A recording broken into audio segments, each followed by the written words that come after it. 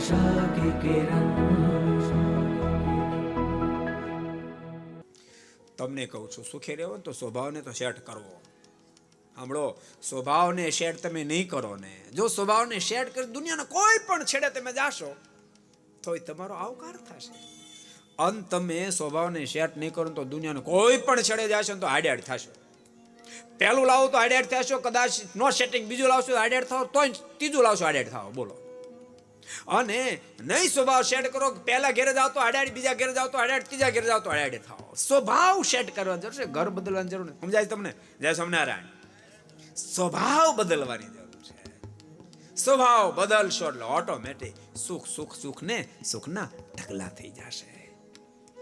ભગવાનના ભક્તો જે સ્વભાવ ચેન્જ ન કરી શકે એ માણસ દુનિયાના કોઈ પણ છેડે જાય દુઃખી જ થાય. એક સરસ પ્રસંગ યાદ આવ્યો, કહી દઉં તમને. જય સ્વામિનારાયણ. એકવાર સૂફી સંત એનાથ શાહ અને બુલે શાહ ગુરુ શિષ્ય બે બેઠા હતા. એનાથ શાહ પથ્થર ઉપર બેઠા હતા, બુલે શાહ નીચે બેઠા હતા. એમાં કોઈક મુસાફિર આવ્યા. એ મુસાફિર આવીને એનાથ શાહને પ્રશ્ન કર્યો, ગુરુદેવ મારા ગામમાં રહેવા આવું છે, આ ગામ કેવું છે? એનાથ શાહ એને પ્રશ્ન પૂછ્યો, તારું ગામ કેવું છે? મારું ગામ તો જવા દો ને, થાક્યો એટલે ત્યાં આવવું છે. તે એનાથ શાહ કે અમારું ગામ તો હાવ ખડ્ડુસ છે. તો ઓલો કે તમારે નથી આવું, તો બરાબર છે મારું ગામ. એ ગયો 5 મિનિટ થઈને તો બીજો માણસ આવ્યો.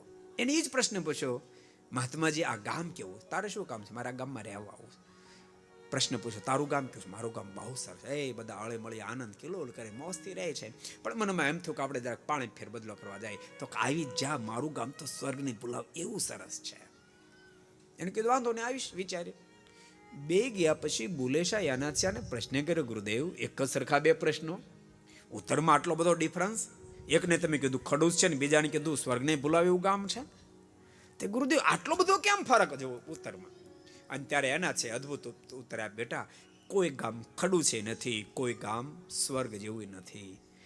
પહેલો જે વ્યક્તિ હતો એનો સ્વભાવ ખડૂસ છે એટલે આ ગામમાં આવે ને તો આ ગામ એને ખડૂસ જ દેખાય.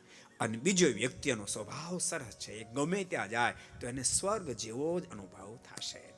માટે તમને કહું છું ભગવાનના ભક્તો, જ્યાં ત્યાં આપણે ભટકાઈ કરતા હોય ને, પછી છે ને દિવાલનો વાંકનો આ દિવાલ મળે કેવી સણાણી ભટકાણી.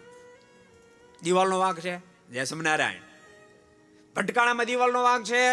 એ તમને પૂછું છું, આપણો વાંક એટલે આપણે ભટકાણા. સમજાય છે તમને? જ્યાં ત્યાં એટલે આખી દુનિયા ખરાબ. કોઈ એક ખરાબ, બે ખરાબ, 5 ખરાબ, આખી દુનિયા ખરાબ. ત્યારે માણસ પાછો, ડાયો માણસ પાછો વળે, કંઈક મારી મિસ્ટેક છે. અને ભક્તો એ જો સ્વભાવનો સુધારો કરી શકે તો બધા જ ઓપરેશન શક્ય છે, બધા જ ઓપરેશન શક્ય છે. માટે ડાહ્યા બનશો, स्वभाव ने कंट्रोल करशो। को पसंद आया हो तो लाइक करें और शेयर करना मत भूलिए। सब्सक्राइब करें सरदार कथा चैनल को और बेल आइकॉन पर क्लिक करना मत भूलिए लेटेस्ट वीडियो सबसे पहले पाने के लिए।